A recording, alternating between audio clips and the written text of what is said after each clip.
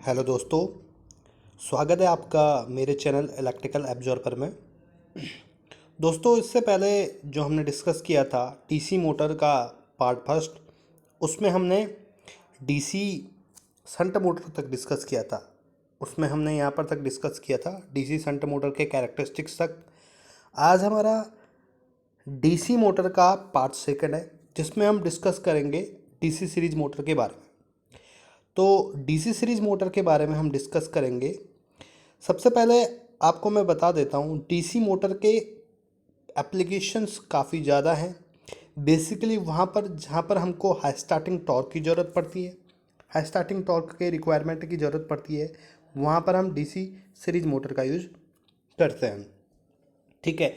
Heavy loads होता है, ठीक है, और एक बल्कि लोड होता है। जैसे अगर मैं बात करूँ लाइक क्रेन, हॉइस्ट, ठीक है, लिफ्ट, इनमें हम मोस्टली जो यूज करते हैं डीसी सीरीज मोटर का यूज करते हैं।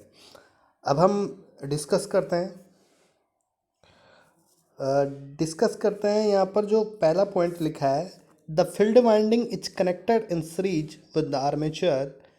जो फील्ड वाइंडिंग होती है डीसी सीरीज मोटर की, नाम से ही पता चल रहा है आपका सीरीज मोटर है, इट मीन्स कि इसकी जो फील्ड वाइंडिंग है वो क्या कनेक्टेड होगी, सीरीज में कनेक्टेड होगी। किसके? आर्मेचर के, यानी कि आर्मेचर वाइंडिंग के सीरीज में कनेक्टेड होती है डीसी सीरीज मोटर की वाइंडिंग।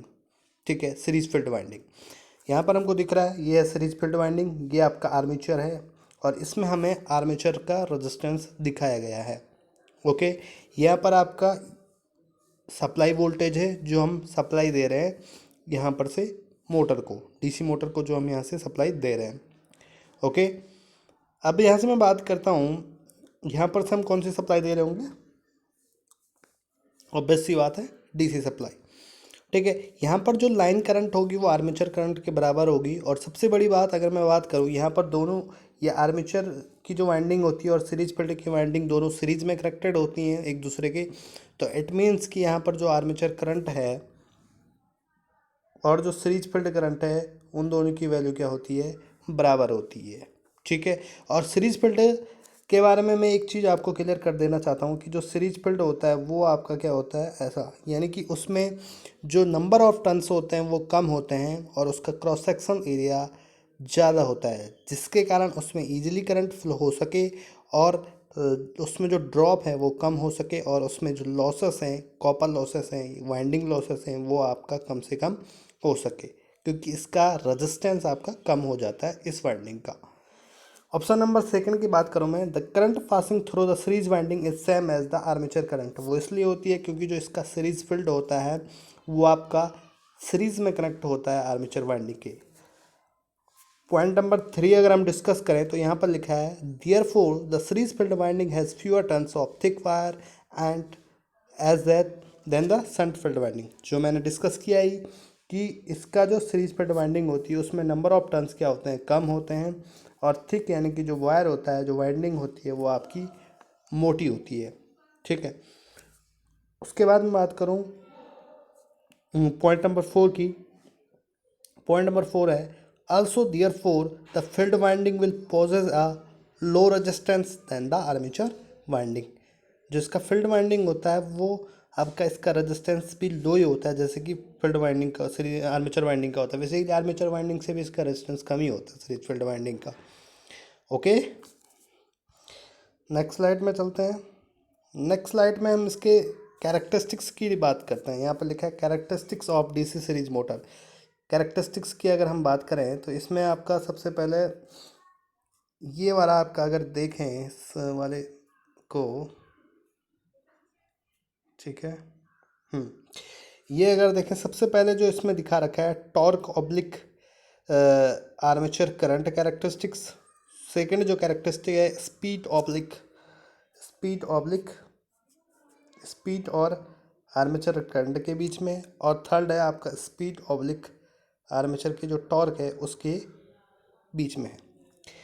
तो यहाँ पर अगर मैं डिस्कस करूँ आर्मेचर टॉर्क की बात करूँ, ठीक है, यहाँ पर टी ए आर्मेचर टॉर्क को दिखा रखा है और टी एस एच ये शाफ्ट टॉर्क को रिप्रेजेंट कर रहा है। ओके, अगर मैं यहाँ पर बात करूँ सबसे पहले कुछ फॉर्मूलों को हम डिस्कस करते हैं कैरेक्टरिस्टिक्स निकालने के लिए। यहाँ पर हमारे पास एक फॉर्मूला है टॉर्क का। Torque is directly proportional to phi I A.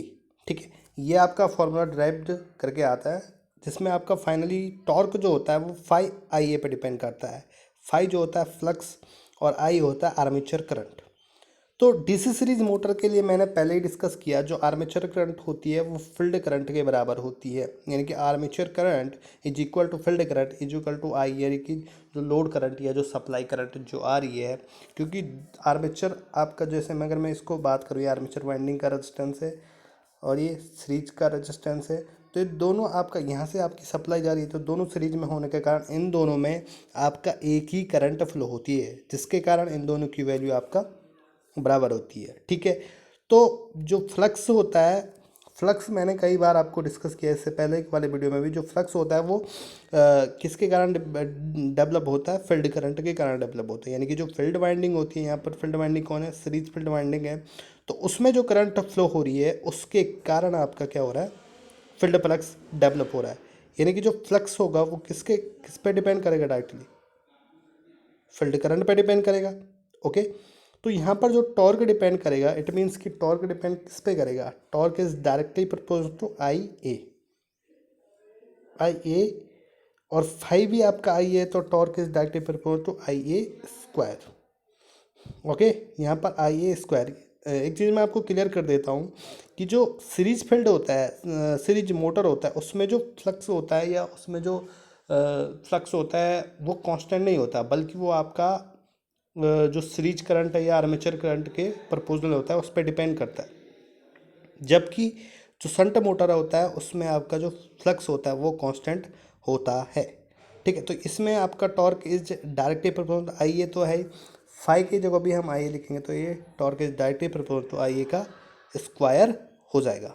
Okay, तो इसीलिए यहाँ पर अगर मैं बात करूँ कैरेक्टरिस्टिक की, तो इसका जो कैरेक्टरिस्टिक दिखा रखा है पैराबोला टाइप का दिखा रखा है, यानी कि ये बहुत कम करंट बढ़ने के साथ साथ टॉर्क इसका क्या हो जाता है, बहुत ज़्यादा होता है। यानी कि इसीलिए हम इसका कहते हैं कि हाई स्टार्टिंग टॉर्क होता है, क्योंकि यहाँ पर देखें अगर हम कम आर्मेचर करंट के कारण भी इसका जो टॉर्क होता है वो बहुत ज़्यादा होता है। इस टाइप का इसका कैरेक्टरिस्टिक्स आपका दिखाया गया है। ठीक है, टॉर्क के बढ़ने के साथ साथ यानी कि आर्मेचर करंट के बढ़ने के साथ साथ टॉर्क बहुत ज़्यादा बढ़ता है। यहाँ पर देखो टॉर्क यहाँ पर बहुत ज़्यादा है और उसके रिस्पेक्ट में आर्मेचर करंट की आपकी यहाँ पर क्या होती है, कम होती है। ठीक है, तो ये आपका पहला, अब ये आपको क्लियर हो गया होगा।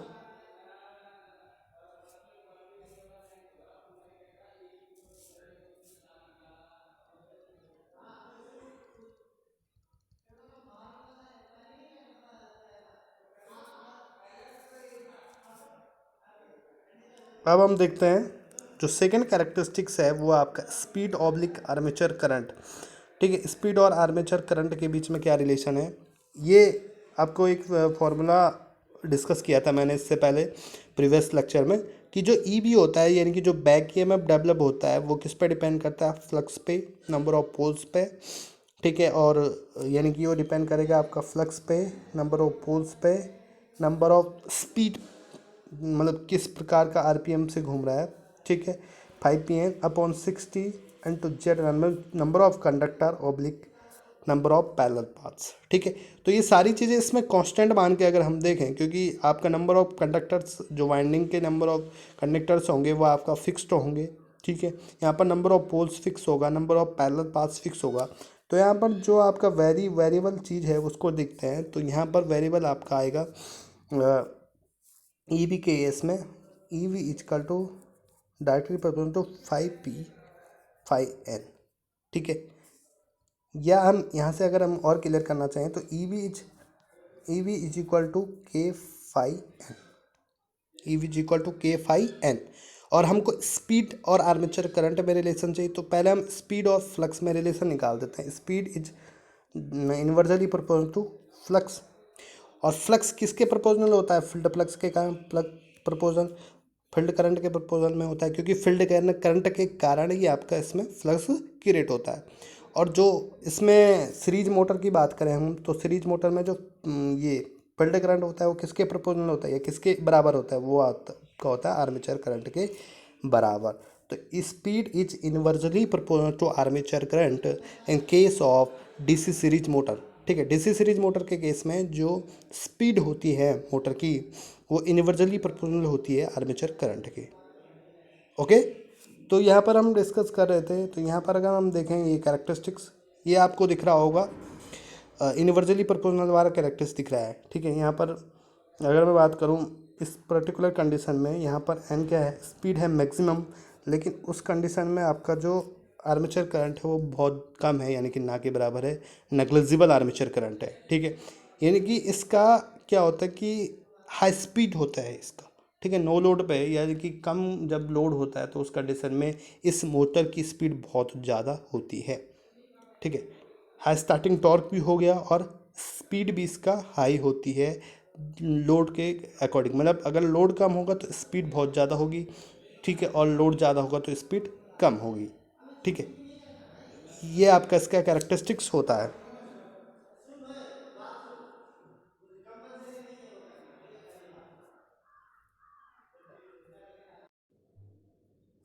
ओके, तो आपका डीसी सीरीज मोटर का जो स्पीड और आर्मेचर करंट का कैरेक्टरिस्टिक्स होता है वो क्या होता है आपका इन्वर्सली वाला होता है, यानी कि आपका स्पीड जिस समय ज़्यादा रहेगी उस समय आपका लोड कम रहेगा, यानी कि करंट कम लगेगा। ठीक है, और अगर मैं यहाँ पर बात करूँ इस केस में आपका स्पीड ऑब्लिक ये वाला स्पीड और टॉर्क का जो कैरेक्टरिस्टिक्स हम देखते हैं, स्पीड और लास्ट जो कैरेक्टरिस्टिक है उसको हम डिस्कस करते हैं, उसके बाद आगे हम चलेंगे। ठीक है, ये वाला कैरेक्टरिस्टिक्स स्पीड और टॉर्क। तो स्पीड और टॉर्क का कैरेक्टरिस्टिक्स कैसा है यहाँ पर, सबसे पहले इसके देखने के लिए हम टॉर्क और स्पीड में हम संबंध देखते हैं कि क्या है यहाँ पर। टॉर्क और स्पीड में संबंध है, torque is directly proportional to phi I A. ठीक है, और यहीं पर हमने डिस्कस किया कि जो स्पीड है वो इनवर्सली प्रोपोर्शनल टू फाई है कि नहीं है। तो इट मीन्स कि यहाँ पर torque is directly proportional to, अगर फाई आई ए है तो यहाँ पर आपका जो स्पीड है वो क्या हो जाएगा, आपका 1/A हो जाएगा, 1/IA, यानी कि इनवर्सली प्रोपोर्शनल टू करंट है जो हमने यहाँ से डिस्कस किया। यानी कि टॉर्क और यहाँ पर आपका क्या है, अगर मैं IA को लिखूँ तो IA को मैं इनवर्सली प्रोपोर्शनल टू मुझे क्या लिखना पड़ेगा, 1/N लिखना पड़ेगा, यानी कि torque is inversely proportional to N, है कि नहीं है, क्योंकि torque is directly proportional to phi I A, और आई ए आपका क्या है इनवर्सली प्रोपोर्शनल टू एन है, या N is inversely proportional to N ना। ठीक है, तो वहाँ से आपका टॉर्क क्या आ जाएगा, टॉर्क आ जाएगा आपका इनवर्सली प्रोपोर्शनल टू स्पीड। ठीक है, torque is inversely proportional to speed, इसके लिए टॉर्क का और इसका दोनों का ग्राफ सेम है। ठीक है, यहाँ से आपका टॉर्क क्या आ जाएगा इनवर्सली प्रोपोर्शनल टू स्पीड, यानी कि जिस समय आपका टॉर्क बहुत कम है उस समय स्पीड क्या है इसकी ज़्यादा है। ठीक है, तो ये आपका डीसी सीरीज मोटर के कैरेक्टरिस्टिक्स देखे हमने। आगे हम बढ़ते हैं, नेक्स्ट आपका नेक्स्ट स्लाइड देखते हैं आपका क्या है। ठीक है, नेक्स्ट स्लाइड देखने से पहले कुछ मैं इसके एप्लीकेशन बता देता हूँ। ठीक है, तो इसके एप्लीकेशन आपका, ठीक है, इसके एप्लीकेशन में सबसे पहले हाई स्टार्टिंग जहाँ पर आपको टॉर्क चाहिए होता है या हाई स्पीड से आपको इनिशियली आपको मोटर को रोटेट कराना पड़ता है या लोड को चलाना पड़ता है, वहाँ पर हम इसका यूज करते हैं। ठीक है, जैसे आपका क्रेन्स में हम इसका यूज कर सकते हैं, हॉइस्ट में। ठीक है, लिफ्ट में आपका लिफ्ट में हम इसका यूज कर सकते हैं, एलिवेटर्स में या कन्वेयर में यूज कर सकते हैं। ठीक है, और ठीक है ट्रेन में यूज किया कर सकते हैं, लोकोमोटिव में हम इसका यूज कर सकते हैं। ठीक है, बेसिकली वो सारे एप्लीकेशन जहाँ पर हाई स्टार्टिंग टॉर्क की ज़रूरत होती है वहाँ पर हम डीसी सीरीज मोटर का एप्लीकेशन कर सकते हैं। बट इसमें ये खासियत होती है कि इसकी स्पीड आपका लोड के साथ वेरी होती रहती है। ठीक है, जब लोड कम होता है तो स्पीड ज़्यादा होती है, और लोड ज़्यादा होता है तो स्पीड इसकी कम होती है। ठीक है, ये चीज़ आपको माइंड में रखनी पड़ेगी। नेक्स्ट आगे देखते हैं, आगे हम देखते हैं तो आगे आपका DC compound motor, DC compound motor के बारे में देखते हैं। DC compound motor basically, oh sorry, yes, DC compound motor, DC compound motor आपका दो प्रकार की होती हैं। डीसी कंपाउंड, सबसे पहले मैं इसको डिस्कस करता हूँ कि कंपाउंड बेसिकली क्या है। डीसी कंपाउंड से हम अगर बात करें तो कंपाउंड मतलब अभी तक हमने डिस्कस किया कि दो टाइप की आपकी पहली इनिशियल मोटर थी, एक डीसी शंट मोटर थी और एक डीसी सीरीज मोटर थी। शंट में आपका जो वाइंडिंग हो रही थी वो आपका पैरेलल हो रही थी किसके, आर्मेचर के, यानी कि जो आर्मेचर वाइंडिंग है उसके पैरेलल में उसको कनेक्ट कर दिया जा रहा था। लेकिन डीसी सीरीज मोटर में हमने देखा कि जो आर्मेचर वाइंडिंग है उसके ही सीरीज में एक फील्ड वाइंडिंग यूज की जा रही है जिसको हम सीरीज फील्ड वाइंडिंग कह रहे हैं। लेकिन यहाँ पर हमारी जो थर्ड टाइप की मोटर होती है वो आपका डीसी कंपाउंड मोटर होती है। उनमें हम क्या करते हैं कि दोनों फील्ड वाइंडिंग्स का यूज करते हैं, यानी कि दोनों फील्ड वाइंडिंग्स कहने का मतलब है आपका सीरीज फील्ड वाइंडिंग भी हम यूज करते हैं और शंट फील्ड वाइंडिंग का भी यूज किया जाता है। ठीक है, दोनों वाइंडिंग का हम यूज करते हैं उसमें।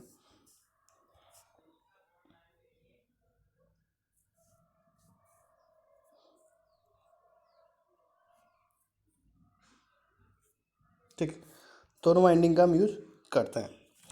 अब इसके कनेक्शन के अकॉर्डिंग, यानी कि एक तो इतना तो कन्फर्म है कि कंपाउंड मोटर में हम शंट फील्ड वाइंडिंग का भी यूज करते हैं और सीरीज फील्ड वाइंडिंग का भी यूज करते हैं। लेकिन करते कैसे हैं, मतलब उनके कनेक्शन के अकॉर्डिंग इनको हमने दो भागों में डिवाइड किया है। एक तो लॉन्ग शंट कंपाउंड जनरेटर और दूसरा शॉर्ट शंट कंपाउंड जनरेटर। ठीक है, और उसमें भी इन दोनों के दो टाइप हैं, एक तो क्यूमुलेटिव कंपाउंड जनरेट मोटर और एक दूसरा डिफरेंशियली कंपाउंड मोटर। क्यूमुलेटिव कहने का मतलब है जब दोनों फील्ड वाइंडिंग के जो फ्लक्स हैं, यानी कि सीरीज फील्ड वाइंडिंग का flux plus shunt field winding का फ्लक्स दोनों एडिटिव नेचर के होते हैं, तो उस कंडीशन में हम उसको कहते हैं क्यूमुलेटिवली कंपाउंड मोटर। और जब दोनों सब्सट्रक्टिव नेचर के होते हैं, यानी कि 5SH माइनस 5SE, तो वहाँ पर वो आपका डिफरेंशियली की तरह, यानी कि डिफरेंशियली कंपाउंड मोटर बन जाता है। ठीक है, तो इनके कनेक्शन के अकॉर्डिंग कैसे कैसे सीरीज फील्ड और शंट फील्ड और आर्मेचर को हमको जोड़ना है उसके अकॉर्डिंग इस डीसी कंपाउंड मोटर के टाइप होते हैं। ठीक है, आगे बढ़ते हैं। आगे बढ़ते हैं, सबसे पहले लॉन्ग शंट कंपाउंड मोटर। ठीक है, लॉन्ग शंट, ये क्या है, long shunt compound motor. Long shunt, ठीक है, यहाँ पर नाम से ही पता चल रहा है कि लॉन्ग शंट, यानी कि जो शंट फील्ड वाइंडिंग है उसको लॉन्ग यानी कि दूर रखा गया है, लंबा रखा गया है। ठीक है, तो इसमें सबसे पहले हम पढ़ते हैं, ये हेडिंग क्या लिखी है, in the series field winding is connected in series with the armature winding and the shunt field winding is connected in parallel with the armature connection. ठीक है, इनकी जो शंट फील्ड वाइंडिंग है वो आर्मेचर और सीरीज कनेक्शन के, यानी कि आर्मेचर और सीरीज फील्ड वाइंडिंग के जो सीरीज कनेक्शन है उन दोनों को सीरीज में जोड़ेंगे और उनके सीरीज कनेक्शन के साथ शंट फील्ड वाइंडिंग को पैरेलल में जोड़ेंगे तो आपका लॉन्ग शंट कनेक्शन बन जाएगा। ठीक है, तो इसमें आपका ये सप्लाई दे रखे हैं हम। ठीक है, ये सीरीज फील्ड वाइंडिंग है, आर्मेचर इन दोनों को सीरीज में जोड़ दिया और ये शंट फील्ड वाइंडिंग को आपने क्या कर दिया है, पैरेलल में जोड़ दिया है। ठीक है, यहाँ से आर्मेचर करंट फ्लो हो रही थी, ये सप्लाई करंट फ्लो हो रही थी, ये आपका आर्मेचर करंट और ये शंट फील्ड करंट में अलग अलग डिस्ट्रीब्यूट हो गई है। ठीक है, तो ये आपका basically long shunt compound motor कहलाएगा। आगे बढ़ते हैं। आगे अगर बढ़ते हैं तो शॉर्ट शंट कंपाउंड मोटर के बारे में डिस्कस करते हैं। ठीक है, शॉर्ट शंट कंपाउंड बेसिकली मैंने पहले ही आपको बताया था कि ये कनेक्शन के अकॉर्डिंग आपको इनको क्लासिफाइड किया गया है। तो शॉर्ट शंट कंपाउंड मोटर में क्या है, in short shunt compound motor the series field winding is connected in series to the parallel combination of armature and the shunt field winding. Parallel combination में जुड़ा रहता है किसके, शंट फील्ड वाइंडिंग और armature winding के parallel combination के साथ series में सीरीज फील्ड वाइंडिंग जुड़ी रहती है। This is done to get good starting torque and constant speed characteristics. Short shunt compound motor की कंडीशन में जो सीरीज फील्ड वाइंडिंग है उसको हम क्या कर रहे हैं कि इन दोनों के पैरेलल कम्बिनेशन के शंट फील्ड वाइंडिंग और आर्मेचर वाइंडिंग के पैरेलल कम्बिनेशन के साथ सीरीज में जोड़ रहे हैं। और ये इसलिए किया जाता है ताकि स्टार्टिंग टॉर्क, क्योंकि आपको पता है टॉर्क डायरेक्टली प्रोपोर्शनल के फाई आई। ठीक है, फाइव और आई ए, तो फाइव और आई ए के कारण आपका हाई स्टार्टिंग टॉर्क आपको मिल जाएगा और constant speed characteristic shunt motor के केस में मिल जाएगी, तो इसलिए हम इसका यूज करते हैं। ठीक है, इस कनेक्शन का यूज करते हैं। आगे बढ़ते हैं। आगे क्यूमुलेटिवली और डिफरेंशियली के बारे में मैंने डिस्कस किया था। बेसिकली क्यूमुलेटिवली और डिफरेंशियली को जो क्लासिफाइड किया गया है वो किया गया है कि जो इनके फ्लक्स एडिटिव रखना है या सब्सट्रक्टिव रखना है, ठीक है। यानी कि जो टोटल फ्लक्स है, यानी कि जो फील्ड वाइंडिंग्स के कारण, यानी कि सीरीज फील्ड वाइंडिंग और शंट फील्ड वाइंडिंग के जो फ्लक्सेस हैं उनको एडिटिव रखना है या सब्सट्रक्टिव रखना है, तो उसकी केसेस के कारण आपके दो प्रकार से क्लासिफाइड किया गया है, ठीक है। तो सबसे पहले अगर मैं बात करूँ यहाँ पर क्यूमुलेटिव कंपाउंड की, तो क्यूमुलेटिव कंपाउंड में लिखा है if the two field winding that is series and shunt are wounded in such a way that the flux produced by them add or assist each other, यानी कि दोनों एक दूसरे का सपोर्ट कर रहे हैं, असिस्ट कर रहे हैं और दोनों फ्लक्स आपका एडिटिव नेचर के हो रहे हैं, तो उस कंडीशन में आपका एक क्यूमुलेटिव कंपाउंड यानी कि क्यूमुलेटिव कनेक्शन का आ जाएगा और क्यूमुलेटिव कंपाउंड डीसी मोटर आपका ये बन जाएगा। अब इसमें देखते हैं हम डीसी सप्लाई दे रहे हैं तो ये फील्ड है, ये भी फील्ड है, यानी कि दोनों आपकी कौन से फील्ड है, एक सीरीज फील्ड है और एक आपका आर्मेचर ये शंट का फील्ड है। तो दोनों इसमें देख रहे हैं कि यहाँ से अगर करंट फ्लो हो रही है तो दोनों आपका इसका दोनों में करंट की डायरेक्शन आपका एक ही जैसी है, तो दोनों में फील्ड का डायरेक्शन भी एक जैसा होगा और दोनों एक दूसरे को आपका सपोर्ट करेंगे। यानी कि इस कंडीशन में क्या हो जाएगा, अगर मैं बात करूँ सॉरी ठीक है, इस कंडीशन में आपका क्या हो जाएगा कि जो टोटल फ्लक्स है वो बढ़ जाएगा। टोटल फ्लक्स अगर मैं बात करूं तो वो आपका सीरीज का भी हो जाएगा और शंट फील्ड वाइंडिंग का भी फ्लक्स हो जाएगा टोटल एडिटिव नेचर का। और मैंने आपको स्टार्टिंग में बताया था torque is directly proportional to phi I, तो टॉर्क जब डायरेक्टली प्रोपोर्शनल टू फ्लक्स के है तो यहाँ पर टोटल एडिटिव फ्लक्स तो ज़्यादा हो जा रहा है ना, तो इट मीन्स कि यहाँ पर टोटल फ्लक्स बढ़ रहा है, दोनों एडिटिव नेचर का, जिसके कारण इसका स्टार्टिंग टॉर्क क्या होगा, क्यूमुलेटिव कंपाउंड मोटर का आपका स्टार्टिंग टॉर्क इसका क्या होगा, ज़्यादा होगा। ओके, स्टार्टिंग टॉर्क आपका ज़्यादा हो जाएगा। उसके बाद अगर मैं बात करूँ डिफरेंशियली कंपाउंड मोटर की, तो इसमें आपका अपोजिट होता है। If the two field winding that is series and shunt winding that is series and shunt windings are wounded in such a way that flux produced try to oppose and try to cancel each other, इनकी total flux आपका क्या हो जाएगा, subtractive nature का हो जाएगा, phi S H minus phi S E, यानी कि टोटल फ्लक्स आपका क्या हो रहा है, डिक्रीज हो रहा, तो जिसके कारण टॉर्क का आपका क्या हो जाएगा, टॉर्क भी इस कंडीशन में डिफरेंशियली कंपाउंड डीसी मोटर में टॉर्क भी आपका क्या हो जाएगा, कम हो जाएगा। इसलिए जो ये डिफरेंशियली कंपाउंड मोटर होती है इसका लो स्टार्टिंग टॉर्क होता है। सबसे इंपॉर्टेंट मैं आपको बता दे रहा हूँ, जो डिफरेंशियली कंपाउंड मोटर होती है उसका लो स्टार्टिंग टॉर्क होता है और वहीं पर यूज किया जाता है जहाँ पर लो स्टार्टिंग टॉर्क रिक्वायरमेंट होती है, ठीक है। लो स्टार्टिंग टॉर्क वाले एप्लीकेशंस में डिफरेंशियली कंपाउंड मोटर का हम यूज करते हैं, ठीक है। आगे बढ़ते हैं नेक्स्ट स्लाइड।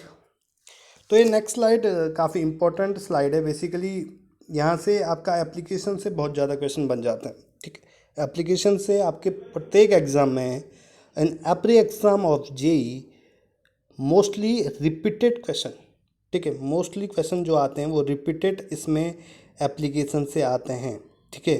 और एप्लीकेशंस के क्वेश्चन आपका डीसी मोटर के आपका 2-3 क्वेश्चन तो आपका इसके रहते ही रहते हैं प्रत्येक एग्ज़ाम में। अगर मैं बात करूँ यहाँ पर स्टार्ट करते हैं डीसी शंट मोटर के केस में, तो इसका मशीन टूल्स इनमें मोस्टली यूज किया जाता है। और इसका अगर मैं कैरेक्टरिस्टिक्स की बात करूँ तो इसका स्टार्टिंग टॉर्क आपका क्या होता है, आपका स्टार्टिंग टॉर्क मॉडरेट होता है, मतलब ठीक है, और स्पीड इसकी कांस्टेंट होती है, कांस्टेंट स्पीड एप्लीकेशन में यूज किया जाता है, ठीक है। तो इसके एप्लीकेशन भी कैसे हैं, लेथ्स में, फैंस पंखे में जहाँ कांस्टेंट स्पीड की ज़रूरत होती है, पंप में disc and band short drive recruitment, moderate torque जहाँ पर मॉडरेट टॉर्क होता है वहाँ पर उन एप्लीकेशन में यूज किया जाता है, मशीन टूल्स में, फैंस में, लेथ्स में, लेथ मशीनों में, इनमें आपका डीसी शंट मोटर का यूज किया जाता है। आगे बढ़ते हैं डीसी सीरीज मोटर का। डीसी सीरीज मोटर के अगर मैं कैरेक्टरिस्टिक की बात करूँ तो हाई स्टार्टिंग टॉर्क होता है और स्पीड क्या होता है, एट स्टार्टिंग में हाई होती है, ठीक है। जब लोड कम होता है तो उसमें स्टार्टिंग इसकी स्पीड ज़्यादा होती है और स्टार्टिंग टॉर्क तो इसका होता ही है हाई, ठीक है। तो इसका यूज किया जाता है मोस्टली लोकोमोटिव में, जहाँ पर बल्क लोड होता है उसको हाई इनिशियली टॉर्क देने के लिए यूज किया जाता है। तो यहाँ पर इलेक्ट्रिक ट्रैक्शन में, हाई स्पीड टूल्स में इसका यूज किया जाता है। थर्ड एप्लीकेशन है डीसी कंपाउंड मोटर का। तो डीसी कंपाउंड मोटर, देखो कंपाउंड मोटर बोला है तो क्यूमुलेटिवली कंपाउंड या डिफरेंशियली कंपाउंड में से मोस्टली क्यूमुलेटिव, जब कंपाउंड बोलते हैं, नॉर्मल कंपाउंड बोलते हैं डीसी कंपाउंड, तो उसको क्यूमुलेटिव कंपाउंड माना जाता है। तो वहाँ पर मोस्टली यूज़ किया जाता है आपका rolling mills and other loads require large momentary torque को वहाँ पर यूज किया जाता है। ठीक है। और डीसी कंपाउंड मोटर का अगर मैं एप्लीकेशन की बात करूँ तो वहाँ पर यूज किया जाता है जहाँ पर हमें दोनों चीज़ें रिक्वायर होती हैं, यानी कि हाई स्टार्टिंग टॉर्क भी चाहिए होता है और कांस्टेंट स्पीड एप्लीकेशन भी चाहिए होता है। ठीक है। जैसे आपका अगर मैं बात करूँ एलिवेटर्स में हम इसका यूज कर सकते हैं क्योंकि वहाँ पर हाई स्टार्टिंग टॉर्क चाहिए होता है और एलिवेटर्स में आपका स्पीड मोस्टली कांस्टेंट रखी जाती है, तो वहाँ पर आप इसका यूज कर सकते हैं। ठीक है। डीसी कंपाउंड मोटर का यूज कर सकते हैं। तो गाइस आज यहीं तक देखते हैं हम एप्लीकेशंस ऑफ डीसी मोटर। ठीक है। तो ये बहुत ज़्यादा इम्पोर्टेंट आपका एप्लीकेशन ऑफ डीसी मोटर, इस टॉपिक से आपका क्वेश्चन आते हैं। बाकी आगे कनेक्शन और कैरेक्टरिस्टिक्स का अगर मैं बात करूँ जो हमने यहाँ पर शुरू में आज देखा, ये वाला डीसी सीरीज मोटर के कैरेक्टरिस्टिक्स से आपका क्वेश्चन आते हैं। ठीक है। तो ये भी आपका बहुत ज़्यादा इम्पोर्टेंट है। तो thanks guys, keep support and please अगर आपने अभी तक मेरे चैनल को इलेक्ट्रिकल एब्जॉर्बर को सब्सक्राइब नहीं किया तो प्लीज़ सब्सक्राइब कर लें और इस वीडियो को लाइक कर लें। Okay, thanks for watching this video.